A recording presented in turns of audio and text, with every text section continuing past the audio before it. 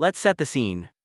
Tomorrow on May 5, 2026, a 20-year-old Filipina named Alexandra Eala will walk onto the clay courts of the Foro Italico in Rome. She is ranked world number 42. Her first-round opponent is Magdalena of Poland. And if you only looked at the cold numerical architecture of professional tennis, the rankings, the draw sheets, the court assignment algorithms, you would expect a quiet Tuesday, a modest early round match.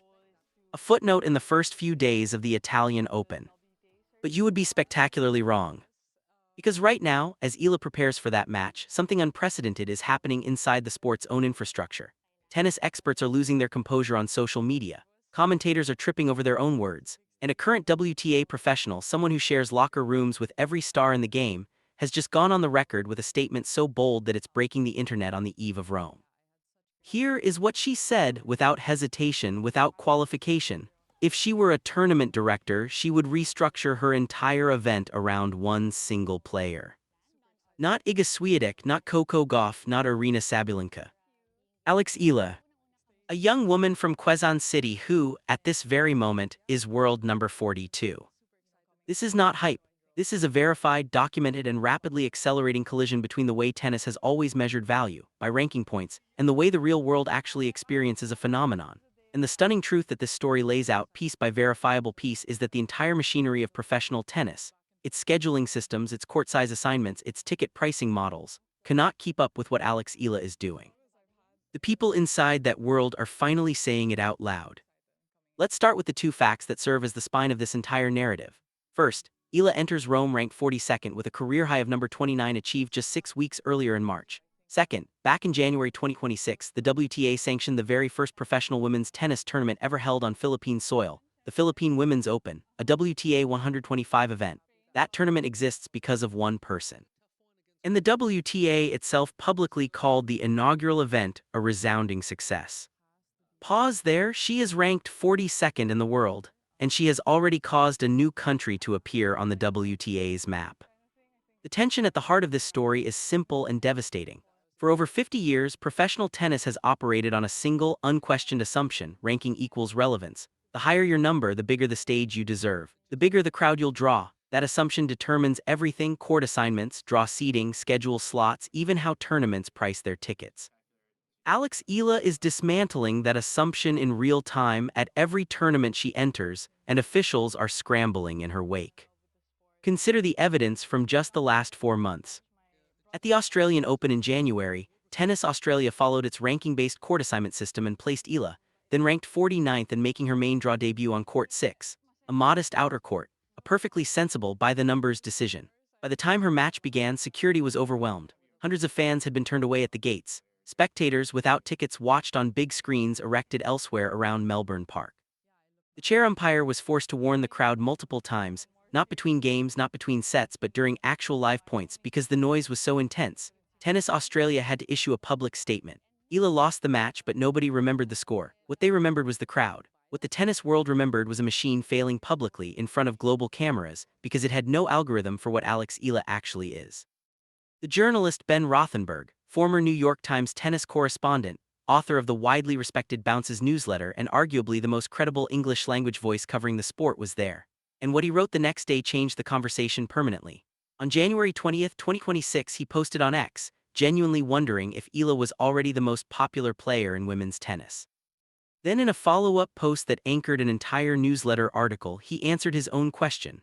Direct quote, "After the scenes at the Australian Open today, I had to go big on Alexandra Eala, who's become the most popular player in tennis right now, and it's not even particularly close." The article's title: Alexandra Eala is the most popular player in tennis right now. Not the most popular emerging player, not the most popular player from Southeast Asia, the most popular player in tennis. Present tense, full stop. That was not a hot take. That was an evidence-based conclusion from a journalist whose professional reputation is built on getting the sport right. But the emotional verdict came 3 weeks later in Abu Dhabi, and it came from Eala herself. At the Mubadala Abu Dhabi Open, a WTA 500 event in early February, Eala played on a wildcard. She was not seeded. She was not among the tournament's top names. She played in front of a sold-out stadium. She went down 4-0 in the third set against Alexandra Sasnovich, then 5-2 down. She saved a match point. She won 2-6, 6-4, 7-6, 5 in one of the most emotionally charged comebacks of the early 2026 season.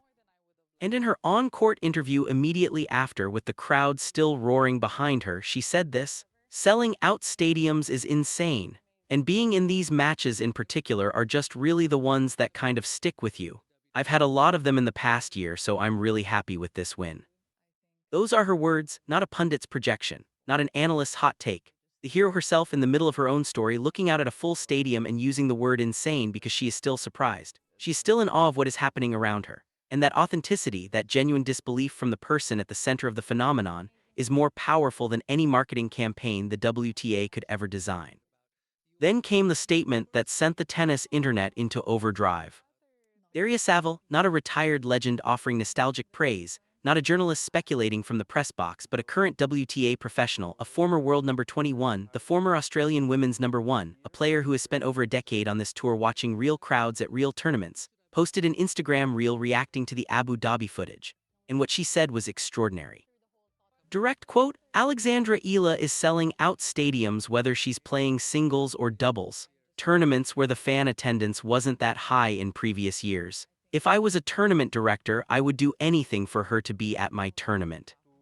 I'd also make sure that she's on the schedule every day, singles and doubles, because then people come to watch Alex and then stay for more tennis. You can see in the crowd numbers whether Alex is playing or not. The Filipinos are showing up for their girl, and I love it." Read that again. A fellow professional, someone with no commercial stake in this outcome. Someone who uses a different racket brand, who is not Filipino, who competes in these same events and has her own career to manage.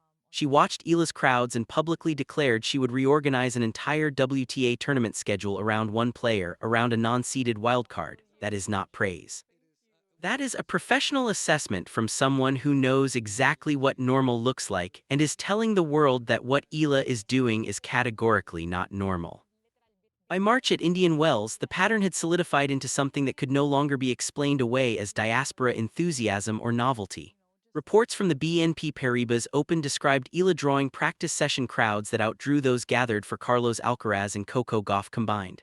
Let that land for a moment. Not bigger than one of them, bigger than both of them, at practice.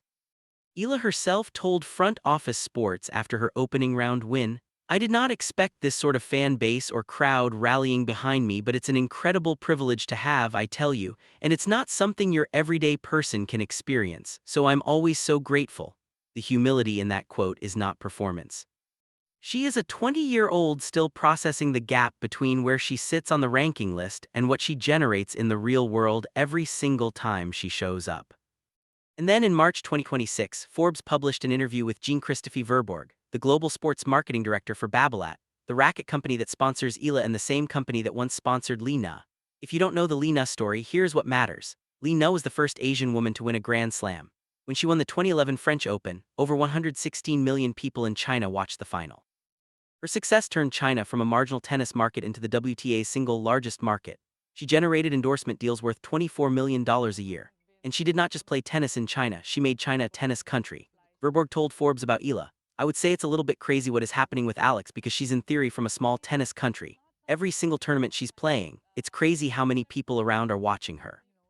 He is the man who watched Li Na do it from the inside. He is the man who signed Eala to the same brand. And he is using the word crazy not as hyperbole but as the only available description for a phenomenon that his own industry's models cannot yet quantify. If Li Na converted 1 billion Chinese fans into a WTA empire, what does Eala do for 115 million Filipinos at home, plus another 10 million in diaspora communities already filling stadiums from Melbourne to Abu Dhabi to Indian Wells? On April 5, 2026, ahead of Eala's debut at the Linz Open, a WTA 500 event in Austria, tournament director Sandra Reichel spoke publicly. This is a woman who manages her tournament's finances, ticket sales, and scheduling. She said, "You have an amazing player. Alexandra is unbelievable, and I think it's great for the Philippines." That is not a courtesy compliment. That is a tournament director acknowledging, before the first ball has been struck, that Eala's presence at her event carries commercial and cultural weight that goes far beyond the ranking number next to her name. Even the WTA's own senior communications director Alex Pryor went on record calling Eala amazing on and off the court, while publicly acknowledging that the WTA is actively working to find, in her own words, a perfect balance between Eala's surging media and sponsor demands and the long-term development of her career. The phrase perfect balance is bureaucratic language for, we know we have something exceptional on our hands, and we are trying very hard not to break it. Here is what makes this story genuinely historic rather than simply remarkable. The voices going off about Eala are not coming from the same echo chamber. They are not all Filipino fans or Philippine media outlets, though those audiences have every right to celebrate.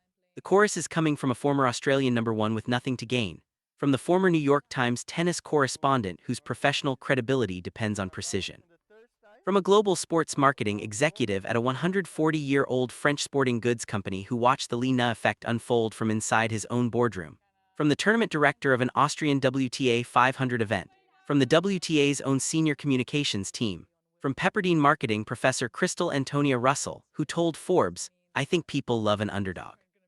So whether it's in sports or politics or anywhere, a young person from a country that doesn't have a history of tennis winning or even tennis playing or even tennis audiences, all those things make for an interesting story. And from New York Times tennis writer Matthew Futterman, who said Eala has used it as sort of one of her superpowers. That is not a fan club, that is a consensus forming across journalism, business, sports science, and active professional competition. And a consensus of that diversity does not form around accidents, it forms around phenomena.